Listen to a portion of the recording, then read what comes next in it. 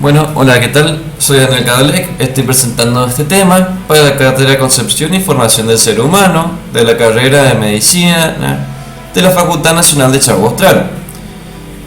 El tema que vamos a hablar hoy es ojo y oído. Aquí haremos una presentación de ellos dos y empezaremos hablando sobre el oído. El oído, con su desarrollo, va a estar muy relacionado con la audición. Es la principal función del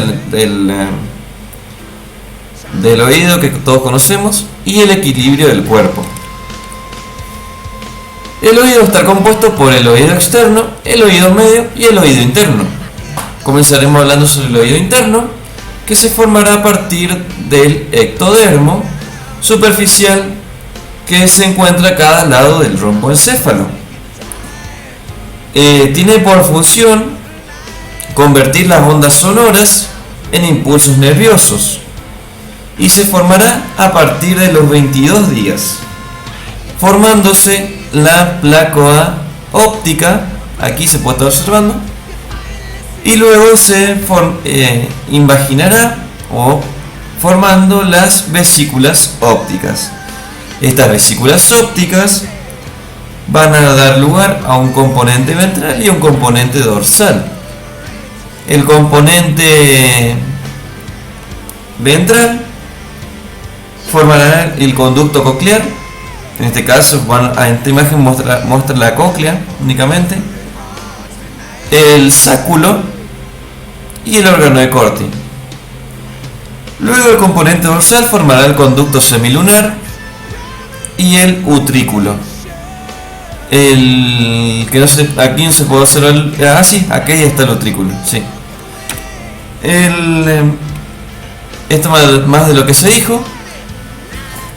El sáculo o el conducto coclear y el órgano de Corti, como dijimos, son componentes del ventral, ¿no?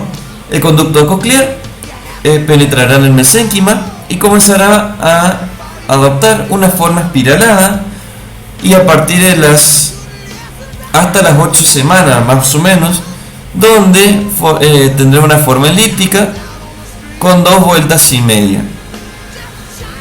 Posee una conexión con el sáculo por medio de un límite llamado conducto de Hense. Esto es el sáculo, ¿no? Y el órgano de Corti, que no se observa aquí, se forma a partir de células sensoriales y de células de la membrana tectoria. El utrículo y los conductos semilunares el conducto semilunar tendrá una forma de una vaginación aplanada, donde los extremos se dilatarán para formar una rama no ampular y una rama ampular. Y por último tenemos al utrículo, que se desarrollará en las zonas sensitivas de las máculas acústicas. Ahora comenzaremos hablando sobre el oído medio. El oído medio, que está originado en el ectodermo, la cavidad timpánica va a estar originada en el endodermo, y proviene a partir de la primera bolsa faríngea. Y el conducto auditivo va a estar relacionando o comunicando la cavidad timpánica con la nasofaringe.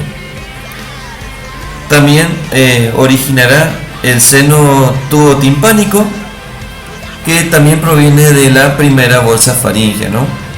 El oído externo, que tendrá un conducto auditivo externo, se formará a partir de la primera hendidura faríngea, de la cual se formará una placa epitelial sólida, la cual desaparecerá, ya que participa en la formación del tímpano definitivo. También tenemos una membrana timpánica y un pabellón auricular. Estas son anomalías y sorderas del oído externo, son más que nada patologías o anomalías. Esto se puede observar las diferencias en la forma del pabellón auricular, ¿no? Y pasaremos a hablar sobre el ojo. El ojo, que tendrá su desarrollo a partir de la cuarta semana por medio de dos surcos. Cuarta semana o 22 días también se podría decir, ¿no? El tubo neural se va a cerrar y formará las vesículas ópticas. El tallo óptico veremos cómo se va formando para formar estas vesículas, ¿no? Y entre sus capas, entre las dos capas, se formará la fisura coroidea, por la cual pasará la arteria hialoidea y llegará a la cámara interna del ojo. Luego esta fisura se va a fusionar para formar la futura pupila, ¿no? Aquí comenzaremos a hablar sobre la retina, el iris y el cuerpo ciliar, que estarán formadas a partir de una cúpula, donde de esta cúpula se originará la capa externa y una capa interna. En la capa externa, en la capa pigmentada también se le podría decir, y una capa interna o neural o placa neural. En la parte posterior se formará la porción óptica de la retina, la cual sus células se van a diferenciar tanto en bastones como en conos. Y estos bastones y conos darán origen, o por medio de todo se fusionará la capa epitelial, la cual dará origen a una capa nuclear externa, interna y una capa celular ganglionar. La parte anterior de la retina o porción ciega se va a dividir en una porción irídea de la retina y una porción ciliar. Entre estas dos porciones se formará el cuerpo ciliar, el cual por medio de mesénquima formará el músculo ciliar y en su parte interior se conectará con el cristalino y el ligamento suspensorio.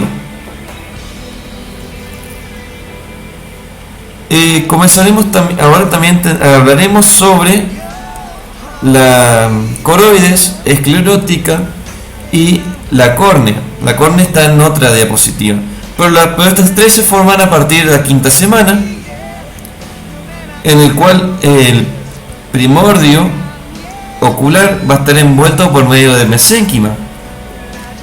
Se formará también una capa pigmentada conocida como coroides, la cual va a estar muy vascularizada. Algo que hay que hablar sobre la córnea es que va a estar formada a partir de la capa anterior, que se formó cuando el primordio ocular se envolvió por medio del mesénquima. En la capa anterior dará origen a la cámara anterior. Esta es la cámara anterior, la cual se dividirá en una membrana iridio-pupilar y una capa externa donde está la sustancia propia de la córnea. Entonces, ¿cómo estaba formada la córnea? Por una capa epitelial, una sustancia propia o estroma que está en la capa externa y una capa epitelial que va a rodear a la cámara interna, ¿no? Aquí se puede observar la arteria hioidea, que dijimos que por dónde pasa la arteria hioidea, por la fisura coroidea, ¿no? Bueno, seguiremos hablando sobre la cámara posterior, delante del iris y detrás del cristalino. La cámara posterior, tanto como la cámara anterior, se hará comunicar por medio de un líquido acuoso, el cual pasará por seno venoso, donde será reabsorbido.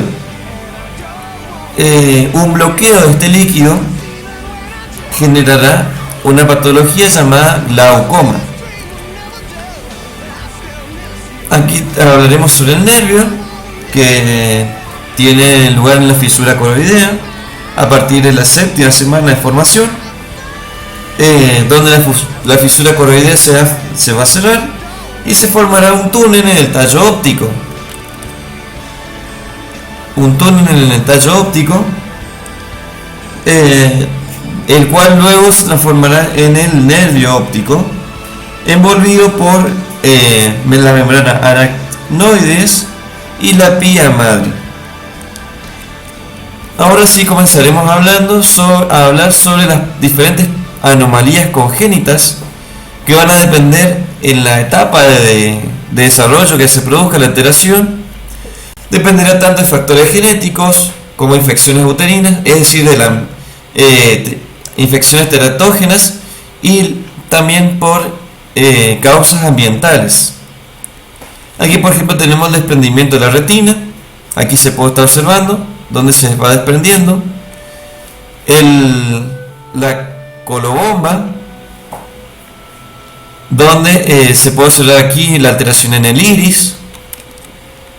También tenemos la ciclopía, donde el ojo se fusiona en uno solo, que es incompatible con la vida, ya que posee otras anomalías. Las cataratas, donde es como ver detrás, o sea, detrás de la corriente de agua, ¿no?, que va cayendo, por eso se le llama catarata. El glaucoma, ya que como se dijo anteriormente, se bloqueó el líquido humor acuoso, por eso se causa glaucoma. La afaquia, y también la micro y macrooftalmía, y esto es macrooftalmía. Y bueno, esto es todo. Muchas gracias por su atención.